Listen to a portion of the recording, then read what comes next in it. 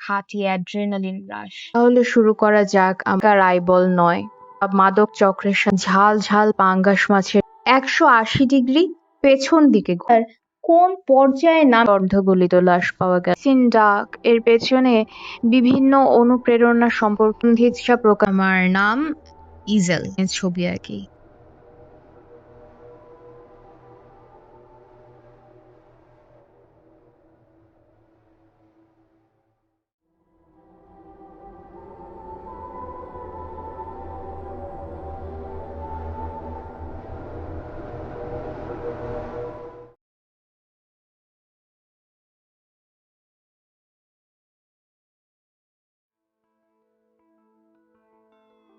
গত 6 দিন অফিস করার পর আজ আপনি বাড়ি যাবেন, ট্রেনে অথবা বাসে। গাবতলির ময়লার ঢিবি, ইটের কারখানা, বাস স্টেশনের লম্বা লাইন পার করে ধীরে ধীরে দেখা যেতে থাকে সবুজ দিগন্ত। সেই দিগন্ত কাছে আসতে আসতে এক সময় দেখা দিল দূর দূর পর্যন্ত সবুজ ক্ষেত। হঠাৎ পরিবর্তিত হয়ে গেল বাতাসের ঘ্রাণ, পেট্রোলের বোটকা গন্ধ প্রতিস্থাপিত হয়ে আপনার চারপাশ ভরে উঠল সতেজ ঘাসের কড়া টাটকা ঘ্রাণে। সজাগ হয়ে উঠল ফুসফুস। হেডফোনের ট্রাভেলিং গানটার তালে তালে বেড়ে উঠল নিজের হৃদস্পন্দন।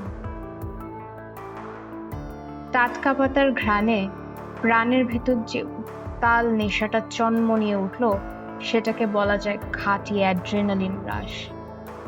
গ্রামের বাড়িতে যাচ্ছি, অর্থাৎ খুবই আনন্দদায়ক একটা অভিজ্ঞতা হচ্ছে। তারপর আপনি একসময় বাড়ি পৌঁছে যান, সেখানে গিয়ে সেটেল করেন, ফ্রেশ হয়ে লাঞ্চ করেন, ভাত ঘুম দেন। তারপর হয় সন্ধ্যা, আর সন্ধ্যা মানেই আড্ডা। আড্ডার অনেক বিষয়বস্তু থাকতে পারে, কিন্তু আমার সবসময় সন্ধ্যা হলে গল্প শুনতে খুব ভালো লাগে। ভূতের গল্প স্পেশালি। গ্রামের বাড়ি হচ্ছে ভূতের গল্পের আড্ডা। ভূতের গল্পের পাশাপাশি গ্রামে অনেক রকম কুসংস্কারও থাকে। এই যেমন ডান হাত চুলকালে হাতে টাকা আসে, আর বাম হাত চুলকালে হাত থেকে টাকা চলে যায়। কিন্তু আমার যখন হাত চুলকায় তখন সাধারণত এই কারণে চুলকায় যে আমাকে অনেক মশা কামড়েছে, অথবা রেয়ার প্রজাতির কোনো পোকা যেটা শুধু গ্রামে থাকে সেটা কামড়ে দিয়েছে। আসলে গ্রামে কেউ আর আগের মতো কুসংস্কারে বিশ্বাস করে না, কিন্তু তারপরও মাঝরাতে গ্রামের বাড়িতে বের হয়ে উঁচু উঁচু সুপারি গাছের দিকে তাকিয়ে থাকলে মনে হয়, আচ্ছা ওই গাছের ওপর কেউ বসেনি তো? ওই যে হঠাৎ সবুজ একটা আলো, হঠাৎ গাছের ভেতর থেকে সরসর শব্দে কি যেন দ্রুত নেমে গেল, নাকি উড়ে গেল। এখানে বাদুড়গুলো এত বড় হয়? ওই যে কি একটা নড়ে উঠল, ওটা কি নেড়ে দেয়া কাপড়, নাকি কোনো মানুষ, না অন্য কিছু?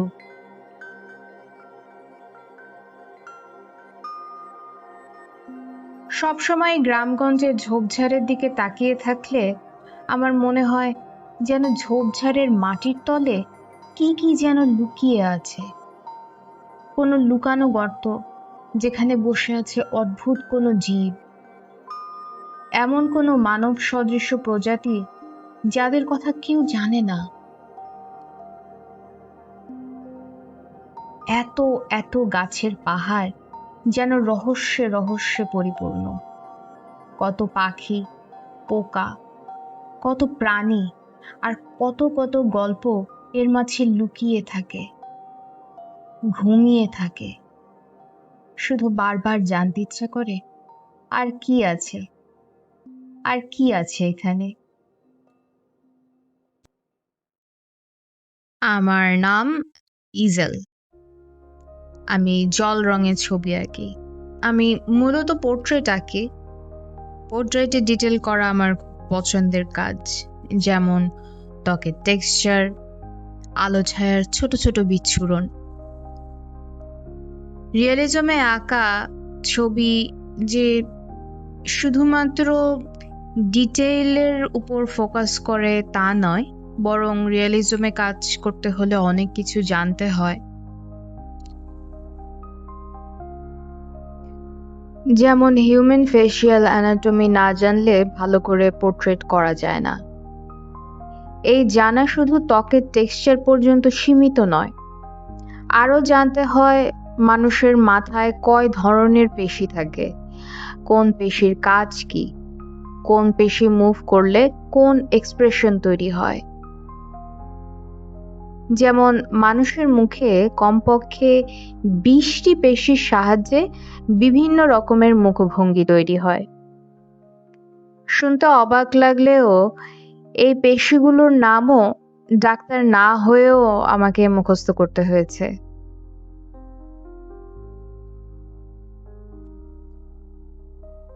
এখানে আমি যে ছবিটি এঁকেছি তা হয়তো অনেকের কাছে ভয় লাগতে পারে। দুর্বল হৃদয়ের দর্শকদের জন্য এই কন্টেন্ট অবশ্যই পরিহার্য। অবশ্যই তারা দেখবেন না। আরও দেখবেন না তারা যাদের ভেতর অপরাধ প্রবণতা রয়েছে, কারণ আমার কন্টেন্ট কোনোভাবেই হিংস্র আর আক্রমণাত্মক আচরণকে উৎসাহিত অথবা সমর্থন করে না। এখন তাহলে শুরু করা যাক আমার নতুনতম পেইন্টিং কিউরিয়াস ইন ডার্ক আমি কিভাবে করলাম, আর কিভাবে আমি এই অন্ধকারাচ্ছন্ন ভয়াবহ চিত্রকর্মটির প্রেরণা পেলাম তার বর্ণনা। শুনতে শুনতে জানতে পারবেন অনেক রকম গ্রামীণ আর শহুরে লোককাহিনী। জানতে পারবেন অপরাধ আর শিল্পের রহস্যময় সব গল্প। তাহলে চলুন শুরু করা যাক।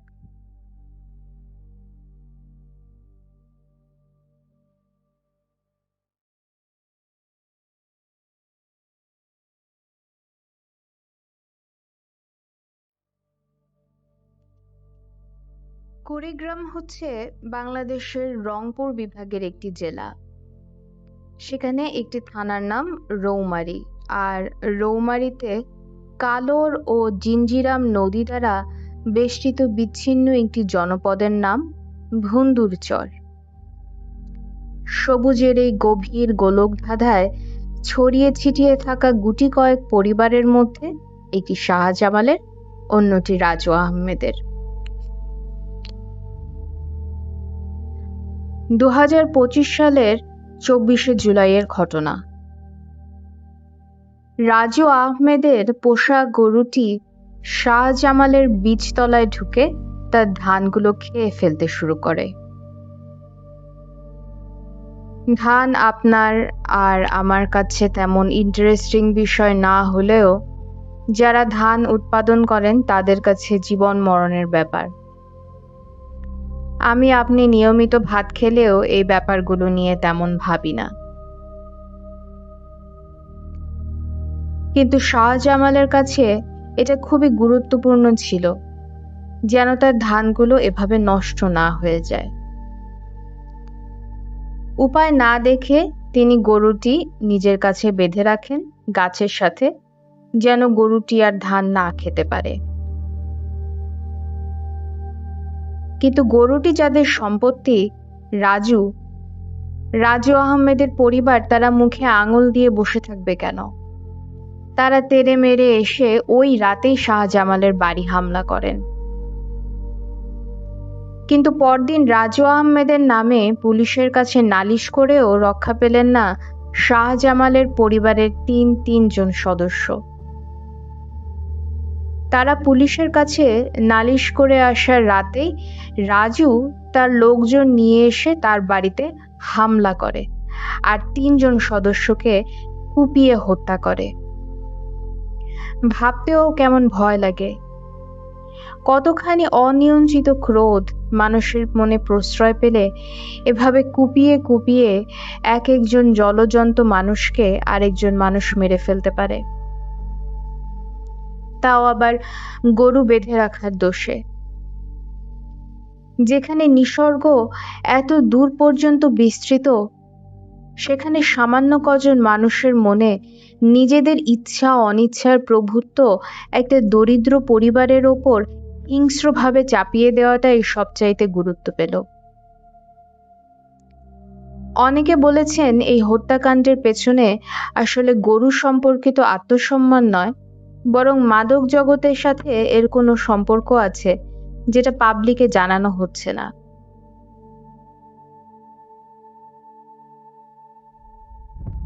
এর মধ্যেই আমি আমার এখানে আঁকা অক্ষি গোলক অথবা আইবলগুলো নিয়ে কথা বলতে চাই।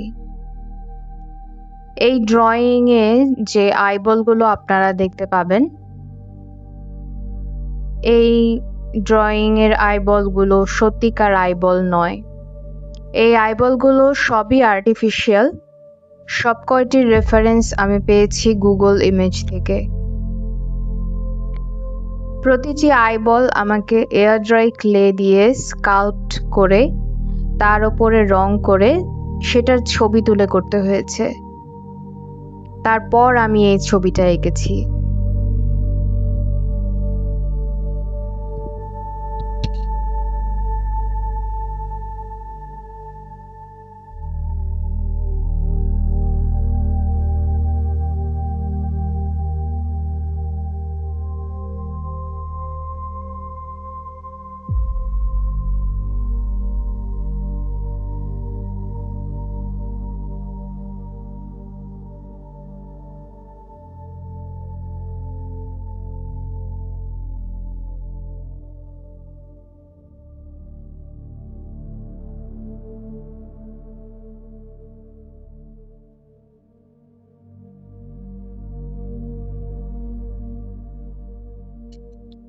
তো আমি ঘটনাটি আবার বলতে শুরু করি।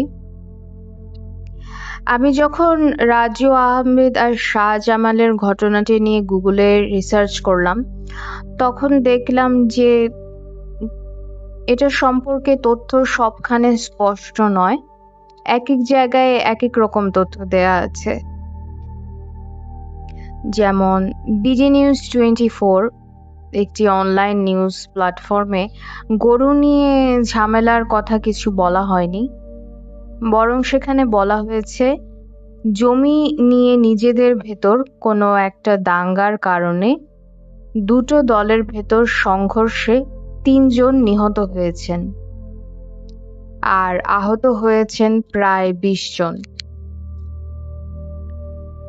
সেখানে দুটো দলের মূল চরিত্রের নামও ভিন্ন। বিডি নিউজ 24-এ একটি দলের সর্দারের নাম শাহজাহান মিয়া এবং শাহজামাল নয়, আর অন্য দলের সর্দারের নাম রাজু মিয়া, রাজু আহমেদ নয়। তাদের দুটি দলেরই দাবি যে জমিটি তাদের। এই নিউজ সাইটের খবর অনুযায়ী বৃহস্পতিবার দুপুর 2টায় শাহজাহানের দল উল্লেখিত জমিটিতে সার দিতে যায়। তখন রাজু মিয়ার দল তাদেরকে বাধা দেয়। সেখান থেকেই মারামারির সূচনা হয় আর নিহত হন নুরুল আমিন, বলু মিয়া এবং ফুলবাবু। জাগো নিউজ 24-এ এই দুর্ঘটনার সময় উল্লেখ করা হয় সকাল 10টায়। এতগুলো নিউজ আউটলেটে এক এক রকম খবর দেখার পর মনে হচ্ছে স্থানীয় জনগণ নিজেরাও জানে না আসলে কি হয়েছে অথবা কেন হয়েছে, কখন হয়েছে। কেউ বলছে গরু বেঁধে রাখার দোষ, কেউ বলছে জমি নিয়ে দুই দলের মধ্যে ঝামেলা, আবার কেউ বলছে তারা মাদক চক্রের সাথে জড়িত। যারা এই মারামারি করেছে তারা হয়তো নিজেরাও জানে না যে মারামারি কেন চলছে।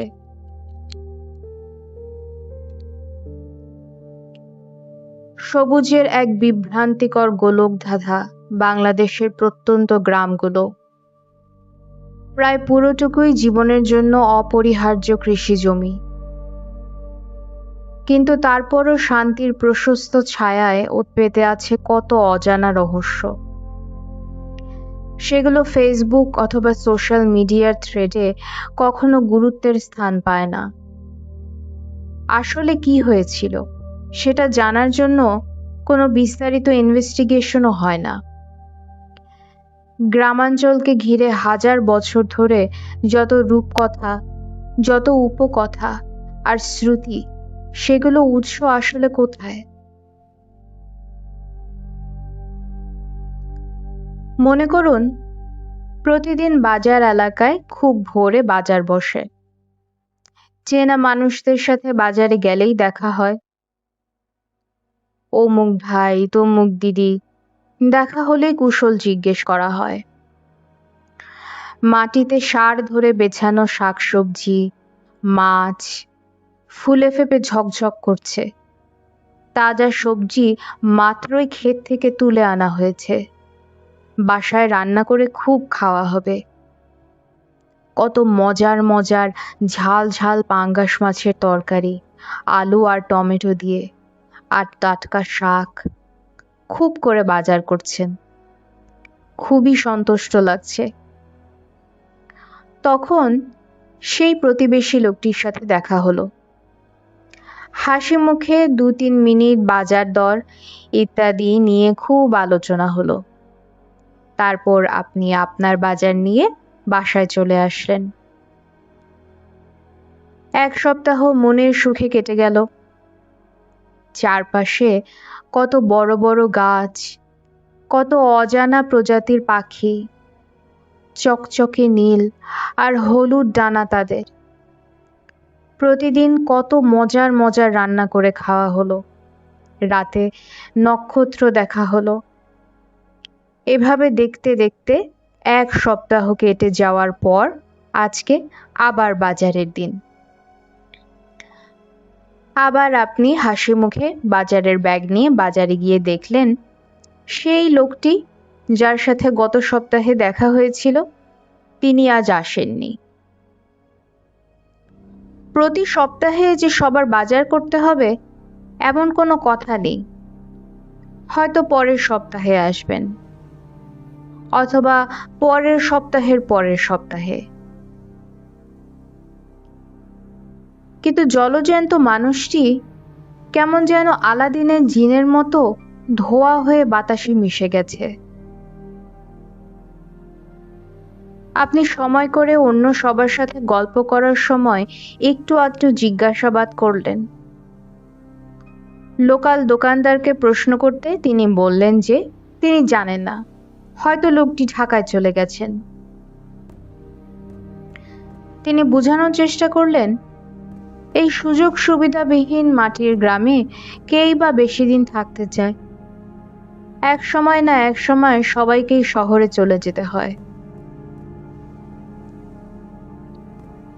আপনি চায়ে চুমুক দিয়ে বললেন, ও তাহলে তো ভালোই।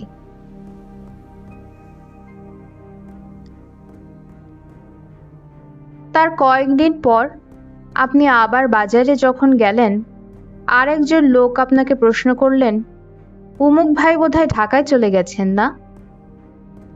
আপনি উত্তর দিলেন, হ্যাঁ তাই তো শুনলাম। তারপর নিজের বাসায় গিয়ে রান্না করতে করতে ভাবলেন, ভালোই হলো, ঢাকায় গিয়ে হয়তো ভালো থাকবেন সেই ভদ্রলোক। জানালার বাইরে পাহাড়ের মতো 40-50 ফিট লম্বা লম্বা গাছের সারি, কোমর পর্যন্ত উঁচু বড় বড় ঘাস আর ঝোপঝাড়। সন্ধ্যা নামলে গাছের মাথায় আর ঝোপঝাড়ে ছোট ছোট সবুজ সবুজ বিন্দু ভেসে ভেসে বেড়ায়। মাদকতা ভরা সন্ধ্যার হাওয়ায় ভেসে বেড়ানো বিন্দুগুলো জোনাকি পোকা। কোথায় দূর থেকে একদল শেয়াল ডেকে উঠল উঁচু তীক্ষ্ণ সুর করে। মনে হচ্ছে সেই তীক্ষ্ণ সুরের সান্ধ্য আসর আর শেষ হবে না। টানা 1 মিনিট 2 মিনিট শেয়ালের পাল গেয়েই চলেছে। কোথায় গেল ভদ্রলোক? মাঝে মাঝে গ্রামের লোকগুলো কোথায় চলে যায়? এখানে যারা থাকেন তারা অনেক খাটুনি করা মানুষ। নিজেদের খাবারের ব্যবস্থা করতে করতেই এদের ঘামে ভিজে যাওয়া চামড়া রোদের তাপে কুঁচকে ওঠে। কোথায় কে কাদের পরিবার কাউকে না বলে কোথায় চলে গেছে সেগুলো ভেবে সময় নষ্ট করা হচ্ছে ফালতু বিলাসিতা। কার এত পয়সা হয়েছে এখানে যে কে কোথায় চলে গেছে সেটা নিয়ে সার্চ পার্টি বের করবে? চলতে থাক সুখের কাঁচা বাজার, রান্না, জীবিকা নির্বাহ। কে যে কোথায় গেছে কেউ কিন্তু ঠিকভাবে জানে না।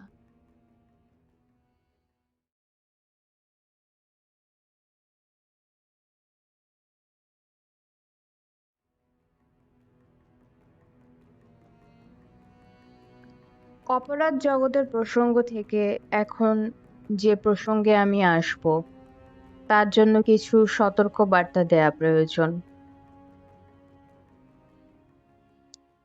আমরা বিনোদনের জন্য অথবা আগ্রহ বশে অতি প্রাকৃত গল্প অথবা চলচ্চিত্র শুনেও দেখে থাকি, তবে কুসংস্কারের বশবর্তী হয়ে কারো ক্ষতি করা আমার পেইন্টিংয়ের অথবা এই ভিডিওর উদ্দেশ্য নয়। সুতরাং সবাই দায়িত্ব সহকারে এর পরের সেগমেন্টটি শুনবেন। এই অংশটি আমার পেইন্টিংয়ের জন্য যে একাধিক অনুপ্রেরণা রয়েছে তার একটি, কিন্তু এটা আমার পেইন্টিংয়ের মূল বিষয় নয়।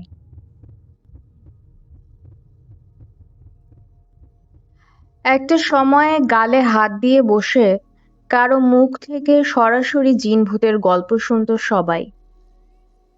সেই গল্প শোনার ঐতিহ্য বিকশিত হতে হতে এখন রেডিও আর ইউটিউবে ভূতের গল্প শোনার চল চলছে। শুধু চল বললে ভুল হবে।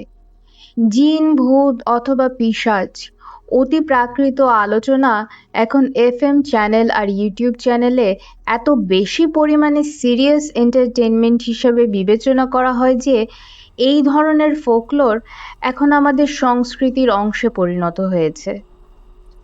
কি কি গল্পই না আমরা শুনে চলেছি এই বিষয়গুলো নিয়ে। কোথাও শুনতে পাচ্ছি জিন কাউকে উঠিয়ে নিয়ে গাছে বসিয়ে রেখেছে। সকালে মানুষজন গাছতলা দিয়ে যেতে গিয়ে দেখছে সেই লোকটি গাছের সবচাইতে উঁচু আর দুর্গম ডালে বসে অদ্ভুত আচরণ করছে। আরেকবার একজন ক্লাসমেটের কাছে শুনেছিলাম তার ভাই নাকি তাহাজ্জুদের নামাজ পড়তে মসজিদে গিয়েছিল, তখন তার এক বন্ধুর সাথে দেখা হয়।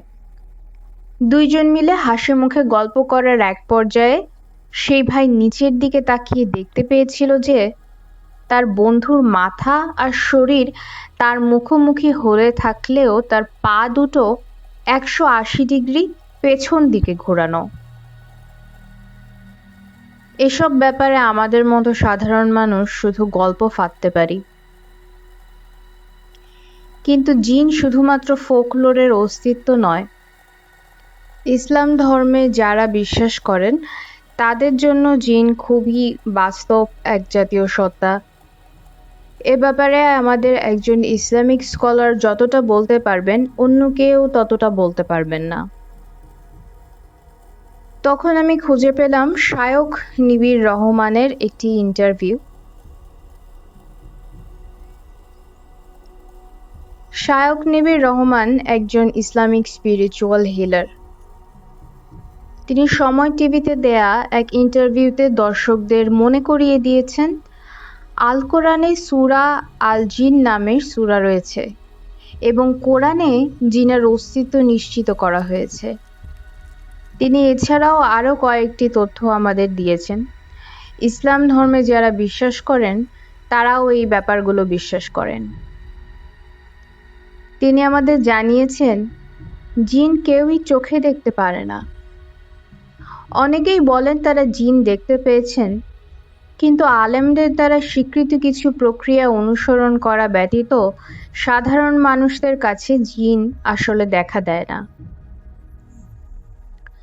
অর্থাৎ ইসলামিক স্কলার অথবা স্পিরিচুয়াল হিলার যারা আছেন তারা বেশ কিছু হালাল প্রক্রিয়ায় এই ব্যাপারটা করতে পারেন প্রয়োজন হলে, কিন্তু তিনি টিভিতে বলতে চাননি প্রক্রিয়াগুলো কি কি। কিন্তু তাহলে তার অপব্যবহার হতে পারে বলে তিনি সন্দেহ করেন। আপনারা তার ইন্টারভিউ ইউটিউবে সময় টিভি চ্যানেলে চাইলে দেখতে পারেন। আরও একটা প্রচলিত ধারণা আছে, জিনেরা নাকি গ্রামাঞ্চলে আর খালি ঘরবাড়ি যেখানে কেউ থাকে না তেমন জায়গায় থাকে। এ কারণে গ্রামে অদ্ভুত কিছু দেখলেই মানুষ জিন ভেবে ভয় পেয়ে চিৎকার চেঁচামেচি শুরু করে দেয়। আমি চিন্তা করেছিলাম জিন নিয়ে মজার মজার গল্প সংগ্রহ করার জন্য আমাকে বিভিন্ন গ্রামে ঘুরে ঘুরে বেড়াতে হবে, কিন্তু অনলাইনে আমি জিনের গল্পের যে বিশাল সংগ্রহ খুঁজে পেয়েছি তাও কম ইন্টারেস্টিং নয়। আপনি হয়তোবা ভাববেন, শুধু ভূত এফএম আর কুয়াশা ছাড়া কোথাও জিন ভূতের গল্প পাওয়াই যায় না। কিন্তু এখন আর জিনের গল্প আগের মতো এতটা বিরল না। শত শত চ্যানেলে মাকড়সার জালের মতো ছড়িয়ে ছিটিয়ে আছে অনেক ভূতের গল্প। আমিও খুঁজছিলাম এমন অনেক গল্প, তখন একটা চ্যানেল পেলাম।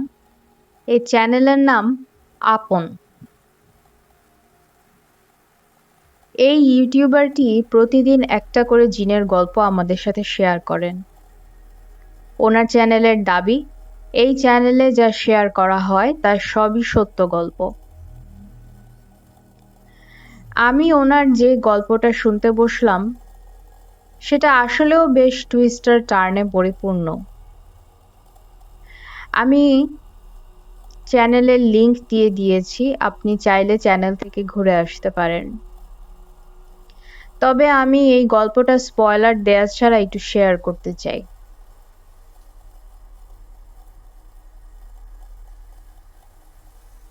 গ্রামের পুকুরে একদিন গ্রামবাসী গিয়ে দেখতে পেল একজন মধ্যবয়স্ক লোক পুকুর থেকে উঠে আসছে।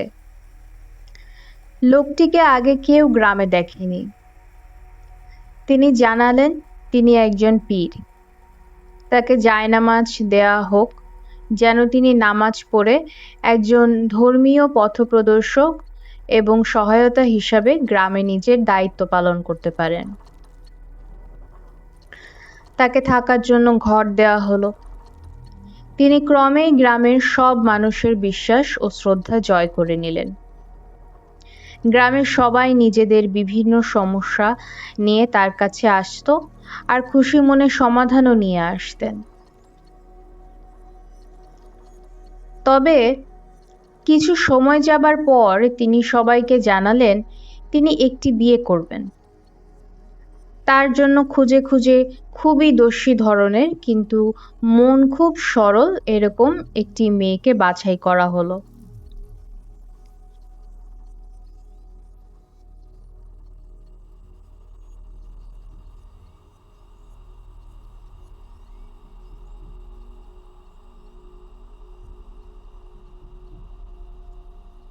ধর্মীয় সব নিয়ম মেনে তাদের বিয়ে হলো।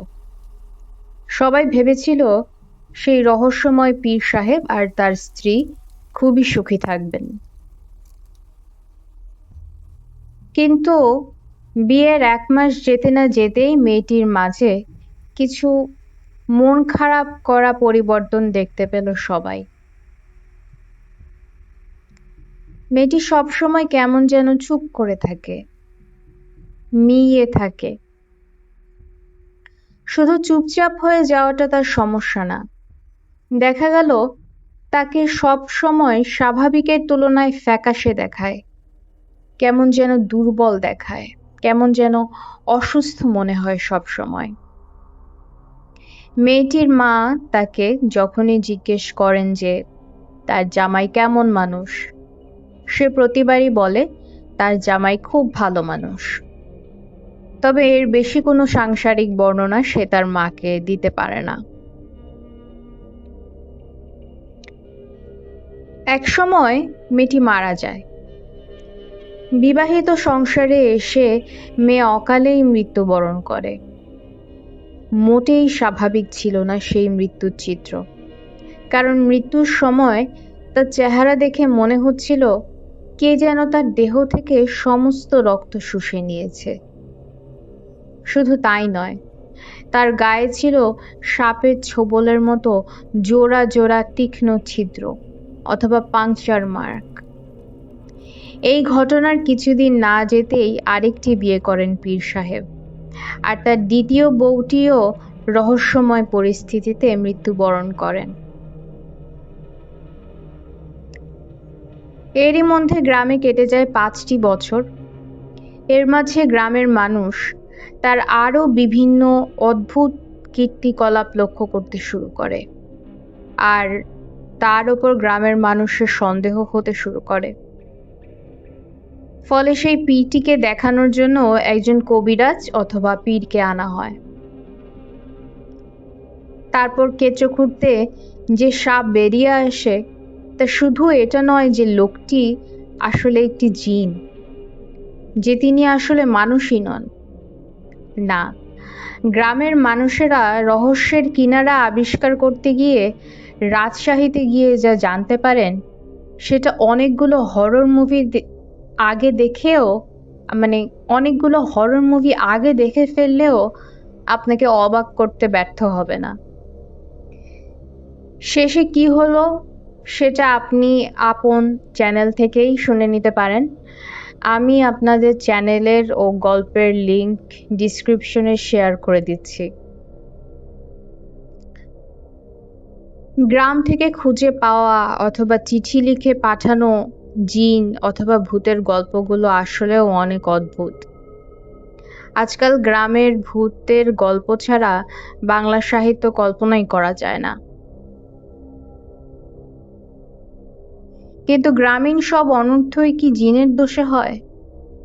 পীর হুজুর এসে ঝাড়ফুঁক আর পানি পড়া দিলে কি সবার সব সমস্যা এই ইহকালে বাস্তব জগতে ঠিক হয়ে যায়?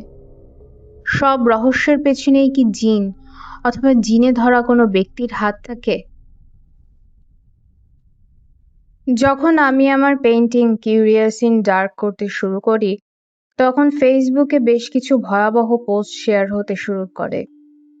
এমন কিছু পোস্ট যেগুলো দেখলে যে কেউ চমকে উঠবে, তাদের গা গুলিয়ে আসবে।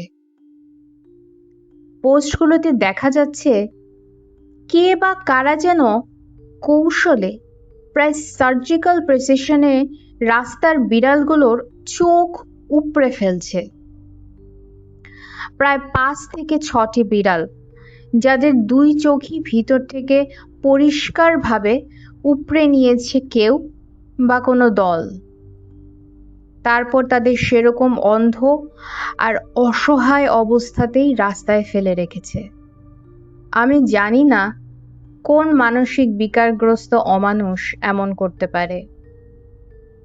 তারা কি ভেবেছিল যে অন্ধ করে বিড়ালগুলোকে অসহায় বানিয়ে রাখলে তারা শিকার না করতে পেরে আপনি মরে যাবে? তারা কি বিড়ালদের মশামাছির মতো কোনো ক্ষতিকর পোকামাকড় মনে করে? বিড়াল তো আর মশার মতো ম্যালেরিয়া ছড়ায় না, অথবা অতিরিক্ত ইঁদুর অথবা ব্যাঙ থাকলে তাদের খেয়ে এলাকা পরিষ্কার রাখে। তাহলে অবলা কিছু প্রাণী, যাদের সামান্যতম খাবার, সামান্যতম ভালোবাসা হলেই চলে যায়, তাদের প্রতি এই তথাকথিত শ্রেষ্ঠ জীব মানুষের এত নোংরা আক্রোশ কি করে হয়? তারা কি বলবে? বিড়ালের চোখ কেটে নেয়ার সময় তাদের ওপর খারাপ জিন ভর করেছিল? যারা এই কাজটা করেছে তাদের আশেপাশের মানুষ কি তাদের কাছ থেকে নিরাপদ? এখন বিড়াল, তারপর কি? শিশু আর বৃদ্ধ, তারপর সবল মানুষজন, তারা নিষ্ঠুরতার কোন পর্যায়ে নামতে পারে তা ভাবতেই আমার কষ্ট লাগে। আপনারা যারা আমার ভিডিও দেখছেন, তারা বিড়াল কুকুরদের দেখে খাবার না দিন, অন্তত লাথি মেরে চোখ ফেলে দিয়ে তাদের কষ্ট দিবেন না। যদি সম্ভব হয় রাস্তার মানুষ এবং রাস্তার পশু সবার জন্যই ভালো কিছু করার চেষ্টা করবেন।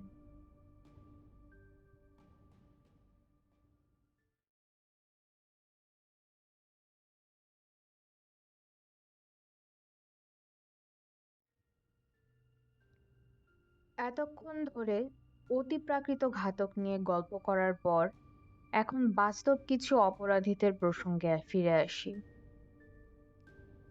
এখন যার কথা বলবো তার কীর্তিকলাপ শুনলে আপনার বুক কেঁপে উঠবে। এই অংশটি এই ভিডিওতে অন্তর্ভুক্ত করার কারণ হচ্ছে আমরা কেমন জগতে থাকি তার আরো একটা ধারণা দেয়া। আমি কিছুই বলতে পারি না, কারণ একটা মেয়ে থাকলে এটা একটা ভাঙা বাড়ি। আমি তাকে টর্চারও করতে পারি না, মারতেও পারি না, বকতেও পারি না। এ জাতীয় কথাবার্তা মৃদু মৃদু বাঁকা হাসি দিতে দিতে বলেছিলেন এক ব্যক্তি, যিনি জানালেন তার নাম মশিউর রহমান সম্রাট। সাভার পৌর কমিউনিটি সেন্টারে এখন আর কোনো অনুষ্ঠান হয় না। এখন এই ভবনটি পরিত্যক্ত, আর মাঝে মাঝে গৃহহীন মানুষরা এখানে একটু আশ্রয়ের খোঁজে আসে। এখানে রেকর্ড করা একটি ভিডিওতে দেখা যায় পুলিশের টহল টিম আর মানবজমিনের সাংবাদিক সোহেল রানা একজন মানসিক ভারসাম্যহীন অথবা একজন প্রতিবন্ধী মেয়েকে জিজ্ঞাসাবাদ করেছেন। পুলিশ প্রশ্ন করছে, এই মেয়ে, তোমার নাম কি? মেয়েটি উত্তর দিল তার নাম তানিয়া। ওই ভবনের ওই দিকে যে লোকটা এসে বসে থাকে সে নাকি তার ভাই। সে আরো জানায় তার বাবার নাম জসিম। এক পর্যায়ে সেখানে প্রবেশ করেন আলু থালু বেশে পুরনো কাপড় পরা একজন লোক। সাংবাদিক অথবা পুলিশ তখন মেয়েটিকে জিজ্ঞেস করলেন যে ইনি মেয়েটির ভাই কিনা। মেয়েটি বলল হ্যাঁ, কিন্তু লোকটি বলল আমি ওর ভাইও না, আমি এর কেউই না। লোকটি জানায় মেয়েটিকে কে নাকি এসে দিয়ে যায়, মেয়েটি নাকি সবাইকে ভাই বলে। সে সব কথাই বলে রহস্যময় বাঁকা হাসি দিতে দিতে, যেন খুব বাজে কিছু লুকোতে গিয়ে তার বারবার হাসি পেয়ে যাচ্ছে।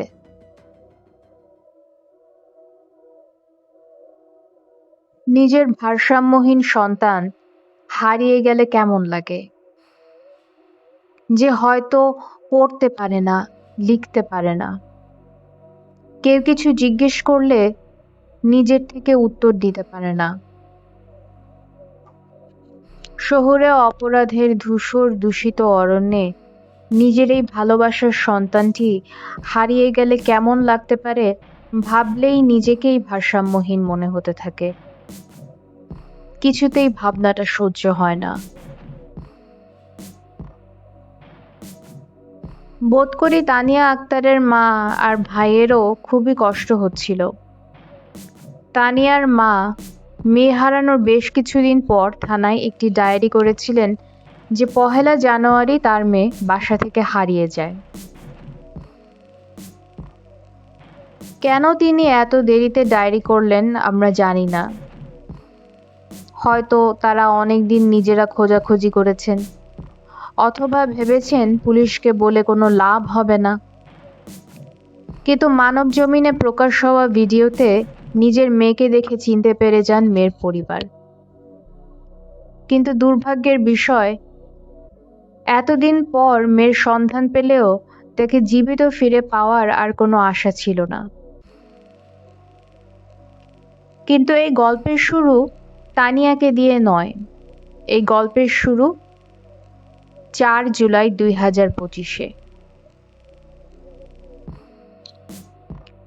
4 জুলাই 2025 সালে, অর্থাৎ গত বছর সকাল 7টায় কিছু মানুষ সাভার মডেল মসজিদের সামনে দিয়ে যাচ্ছিলেন।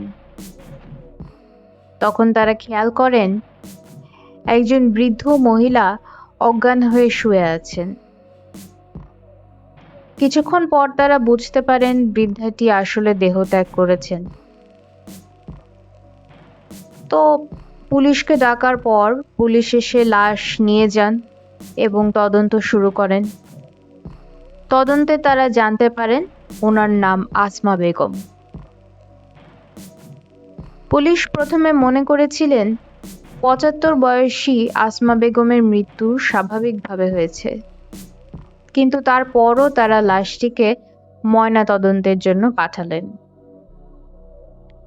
সেখান থেকে যে রিপোর্ট তারা পান তাতে তাদের আগের ধারণা ভুল বলে প্রমাণিত হয়। কারণ ময়নাতদন্তের রিপোর্ট থেকে তারা জানতে পারেন আসমা বেগমকে হাত পা বেঁধে শ্বাসরোধ করে হত্যা করা হয়েছে। অর্থাৎ তার মৃত্যু কোনোভাবেই স্বাভাবিক ছিল না।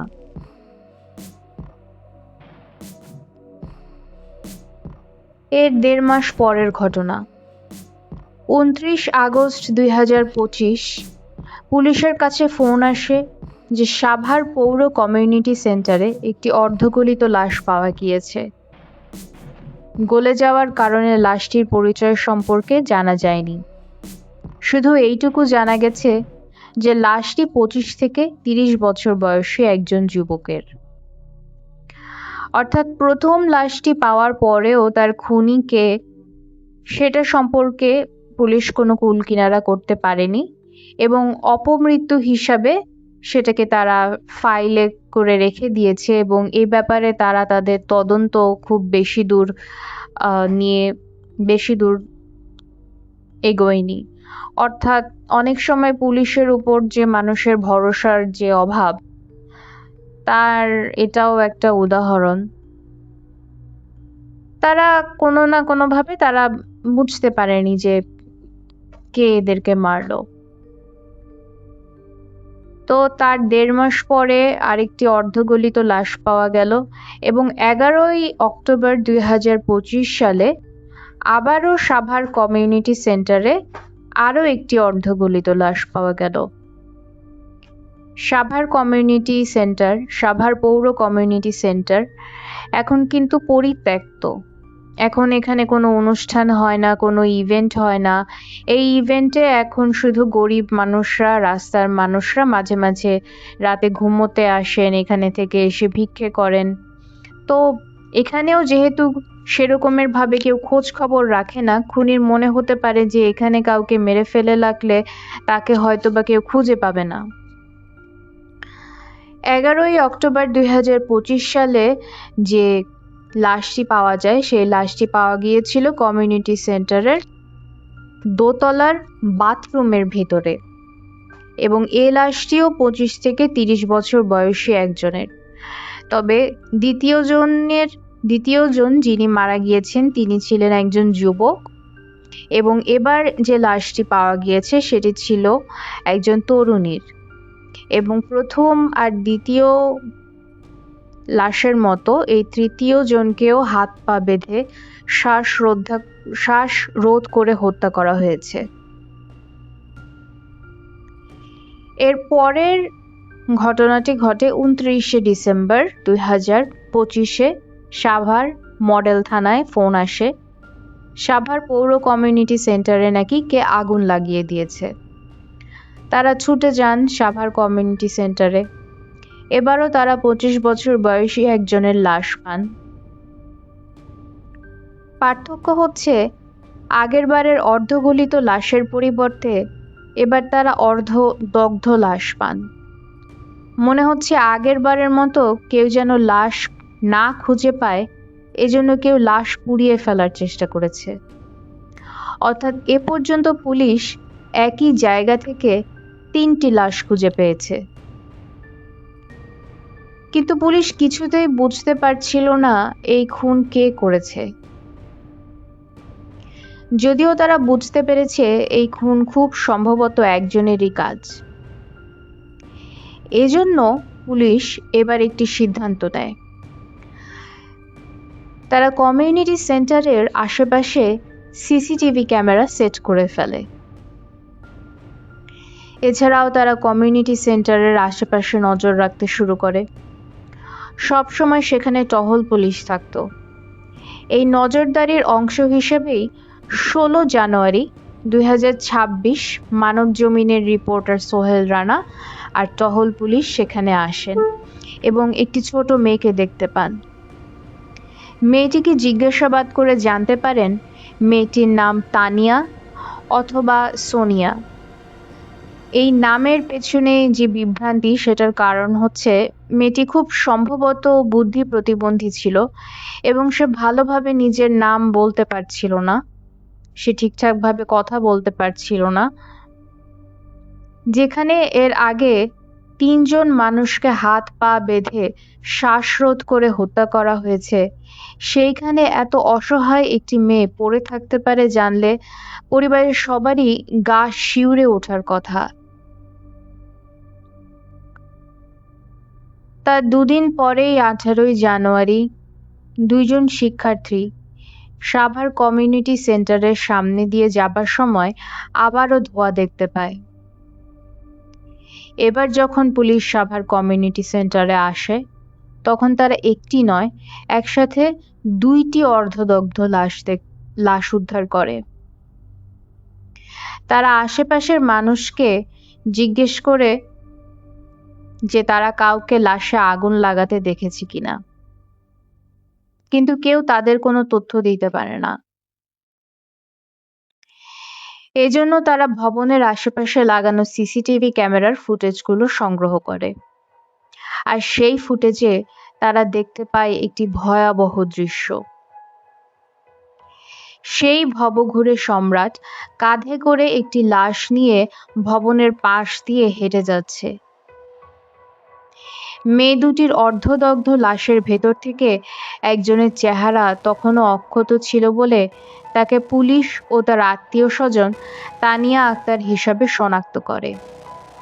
সেই তানিয়া, যাকে 2 দিন আগেই মানব জমিনের একটি ইন্টারভিউ ভিডিওতে মশিউর রহমান সম্রাটের সাথে দেখা গিয়েছে। আরেকজন লাশ একটি অজ্ঞাত পরিচয় 12 বছর বয়সী মেয়ের। এই ঘটনাগুলো শুনলে খুবই মন খারাপ হয়ে যায়, একদমই ভালো লাগে না। সেই সম্রাট পুলিশকে তার খুনের মোটিভ সম্পর্কে বিভ্রান্তিকর সব তথ্য দিয়েছে। সে পুলিশকে বলেছে কাউকে তথাকথিত অশ্লীল কাজ করতে দেখলে সে তাদেরকে মেরে ফেলতো।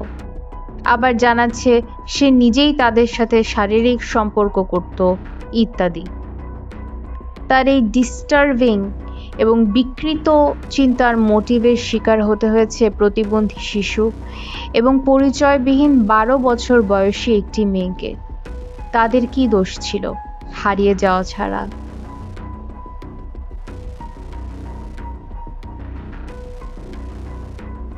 25শে মার্চের খবর। পত্রিকাতে দেখতে পেলাম মশিউর রহমান খান সম্রাট কেরানীগঞ্জের একটি জেলে আটক ছিলেন। 23 তারিখ থেকে তার বুকে ব্যথা হচ্ছিল এবং তিনি মৃত্যুবরণ করেন। তার মৃত্যু সম্পর্কে পুলিশ এর থেকে বেশি আর কোনো তথ্য আমাদের দেননি। তবে এমন একজন মানুষ যে শেষ পর্যন্ত একভাবে না একভাবে শাস্তি পেয়েছেন, সেটুকুই আমাদের জন্য সামান্য সান্ত্বনা। কিন্তু আমার পেইন্টিং এর ভিডিওতে এই যন্ত্রণাদায়ক অপরাধের বিবৃতি দেওয়ার কারণ কি? আমি কি একটি ট্রু ক্রাইম চ্যানেল খুলেছি? তা নয়। যেরকম ভাবে একজন শিল্পী বাস্তব থেকে শিক্ষা নিয়ে অথবা বাস্তবের দ্বারা প্রভাবিত হয়ে যন্ত্রণাদায়ক ছবি আঁকেন, আমিও চেষ্টা করেছি আমাদের সমসাময়িক পরিস্থিতির ভয়াবহতার একটা চিত্র তুলে ধরার, যাতে আমার ভিউয়াররা বুঝতে পারেন কেমন পৃথিবীতে বসবাস করলে মানুষের এমন ছবি আঁকার আইডিয়া তৈরি হতে পারে।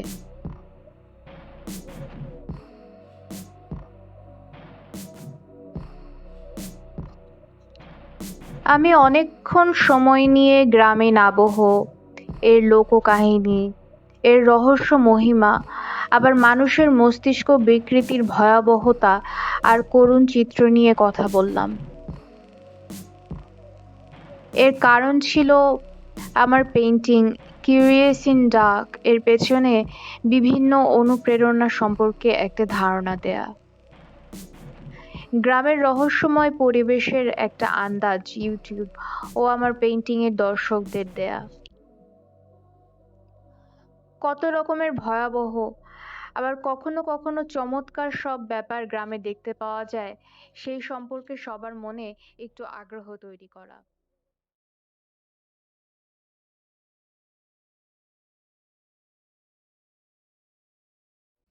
এখন বলি, এই আবহটা আমি আমার পেইন্টিং এ কিভাবে এনেছি।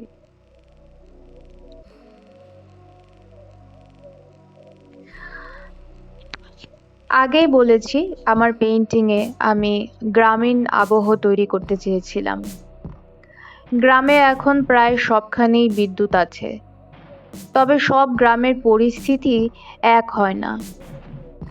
অনেক গ্রামেই এখনো দিনে 5 থেকে 6 ঘন্টা করে কারেন্ট আসে না। এছাড়াও গ্রামে অনেক ছোট ছোট টিনের ঘর থাকে, যেখানে কেউ থাকে না। তাদের পুরনো জিনিসপত্র অবহেলিত হয়ে ধুলোর আস্তরণ, মাকড়সার জালে আচ্ছাদিত হয়ে পড়ে থাকে। আমি এমন একটি গ্রামীণ পরিবেশ তৈরি করতে চেয়েছিলাম, যেখানে হারিকেন ব্যবহার করা খুবই স্বাভাবিক ব্যাপার। হয়তো ঘরের কোনো কোণাতেই হারিকেনটা পড়েছিল। শহরে যেমন অনেক নিয়ন লাইটিং হয়, গ্রামের পরিবেশে তেমন কড়া নিয়ন লাইটিংয়ে আলোকিত থাকে না। হলদে কমলা রঙের আগুনের শিখা কখনো মাটির চুলা থেকে, কখনো হারিকেন থেকে নরম হয়ে ছড়িয়ে পড়ে গ্রামের ঠান্ডা সতেজ বাতাসে। সেই আলো খুব সুন্দর হয়, অনেক শান্তি থাকে সে আলোতে। তবে মশা আর পোকাও যে থাকে, সেটাও অস্বীকার করতে পারছি না। গ্রামে আসলে পোকা আর মশা মাছির ওষুধ নিয়ে আসতে হবে। কিন্তু গ্রামের বাঁশের কলাম দিয়ে দাঁড় করানো টিনের ঘর আর হারিকেনের সাথে পেইন্টিংয়ের মূল চরিত্রটির কোনো মিল নেই। পেইন্টিংয়ের মূল চরিত্রটি কম বয়সী একটি মেয়ে, তার হাতে হারিকেন, কিন্তু মেয়েটির পোশাক গ্রামীণ নয়। সে পরে আছে সাদা রাফেলড একটি টপ, যার কলারের অংশ আমরা দেখতে পাচ্ছি। আমি আমার মডেলকে বলেছিলাম আমার প্রেফারেন্স শুধু টপটার ব্যাপারে, বাকি জুয়েলারি আর হেয়ার স্টাইল সে নিজের মতো পরে আসতে পারে। এই সিদ্ধান্তের পেছনে আমার লক্ষ্য ছিল এমন একটি চরিত্রকে ধারণ করা, যাকে দেখে তার তারুণ্য সুলভ অনুসন্ধিৎসা প্রকাশিত হয়। এমন কেউ যে সতেজ চোখ নিয়ে সবকিছু দেখে। এমন একটি চরিত্র যার এই ঘরের ভেতর কি আছে সে সম্পর্কে কোনো ধারণাই ছিল না, কিন্তু এ কারণে তার মনে যে খুব ভয় ছিল তা নয়, বরং সে সাহসী, যেন তাকে জানতেই হবে সেই ছোট খুপড়ি মতো ঘরে কি আছে। সাধারণত আদর্শ রমণী বলতে অনেকের মনে এমন একটা ইমেজ কাজ করে, একজন মৃদুভাষী মেয়ে যে সবসময় নিয়ে থাকে। বড়দের সাথে সে তার জীবন নিয়ে আলোচনা করে না, বরং বিনা বাক্যে তার নিজের জীবন নিয়ে তাদের যত সিদ্ধান্ত সেগুলো মেনে নেয়। সবাই যেখানে যেতে নিষেধ করে সেখানে সে কখনোই যায় না। কিন্তু আমার আঁকা এই চরিত্রটি মোটেই তেমন কূপমণ্ডূক নয়। আমি এমন একটি নারী চরিত্র আঁকতে চেয়েছিলাম যে হবে সাহসী, যে অ্যাডভেঞ্চারাস, যে ভয়াবহ কিছু দেখলেই চিৎকার করে পালিয়ে যায় না। তার নার্ভ শক্ত, সে তদন্ত করতে জানে। এই কারণে আমি এমন একটি ক্যারেক্টার ডিজাইন করেছিলাম যে হারিকেনের আলো হাতে ভয়াবহ একটা দৃশ্যের সামনে একই সাথে ভয় আর অনুসন্ধিৎসা নিয়ে সেই দৃশ্যের সাবজেক্টগুলোকে পর্যবেক্ষণ করছে। এজন্য আমাকে একজন মডেলকে হায়ার করতে হয়েছে। আমার মডেলকে অনেক ধন্যবাদ যে আমাকে সুন্দর করে কাজটি করে দিয়েছে এত দূরে আমার লোকেশনে এসে।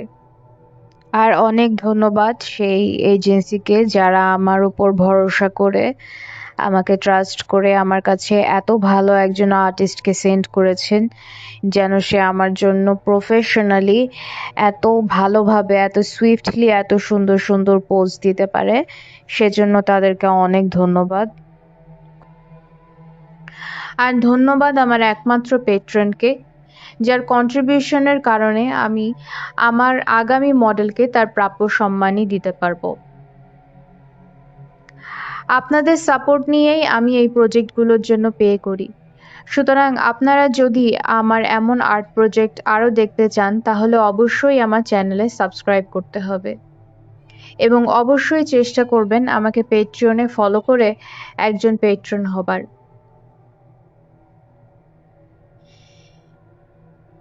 এই পেইন্টিংটি সম্পর্কে আরও কিছু কথা আমার বলার আছে। এখনো এই পেইন্টিংয়ের রং, এই পেইন্টিংয়ের আলো ছায়া অনেক কিছু নিয়ে ঠিকঠাক মতো কথা বলতে পারিনি, কিন্তু আমার সময় শেষ হয়ে এসেছে। এই কারণে আমি আপনাদেরকে রিকোয়েস্ট করব যে এই পেইন্টিং নিয়ে আরেকটি ভিডিও রয়েছে আমার, সেটির যে দ্বিতীয় পার্ট 2 আপনাকে দেখতে হবে।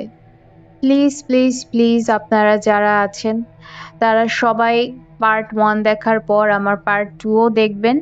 তাহলে এই পেইন্টিং সম্পর্কে, এই পেইন্টিংয়ের রং, এই পেইন্টিংয়ের প্রপস, এগুলোর সম্পর্কে আমি আরও কিছু এক্সপ্লেনেশন দিতে পারবো।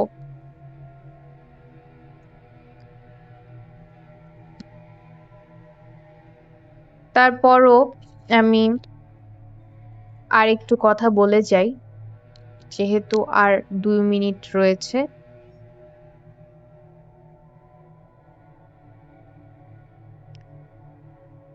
নাকি বাকিটা এর পরের ভিডিওতেই বলবো? তবে আমি এর পরের ভিডিওতে কি আসতে পারে সে সম্পর্কে একটা ধারণা দিতে পারি। এর পরের ভিডিওতে আমি আমার আর্টের পরিবর্তে, আমার আর্ট নিয়ে তো কথা বলবোই, আর সে আর্টের পাশাপাশি আমি আরও 2-3 জন শিল্পীর আর্ট নিয়ে কথা বলবো, যেমন এই শিল্পী এবং এই এই মাথা কাটা কাজগুলো এবং আরও কিছু ইন্টারেস্টিং আর্ট ওয়ার্ক নিয়ে আপনাদের সাথে কথা হবে। ওকে, তাহলে আজকে এখানেই বিদায়। সবাই প্লিজ সাবস্ক্রাইব করবেন এবং নোটিফিকেশন বেলে ক্লিক করবেন এবং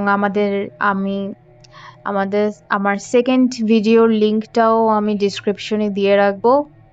আর আমার পেইন্টিংটা দেখতে কেমন, পুরোটা দেখতে কেমন সেটা আপনি জানতে পারবেন সেকেন্ড পার্টে। সেখানে পুরো পেইন্টিংটার ছবি দেওয়া হবে, সেটা এই পার্টে দিতে পারলাম না। যদি দেখতে চান যে আমার পুরো পেইন্টিংটা দেখতে কেমন, তাহলে প্লিজ পার্ট 2 এর শেষ পর্যন্ত দেখবেন। Thank you, tata.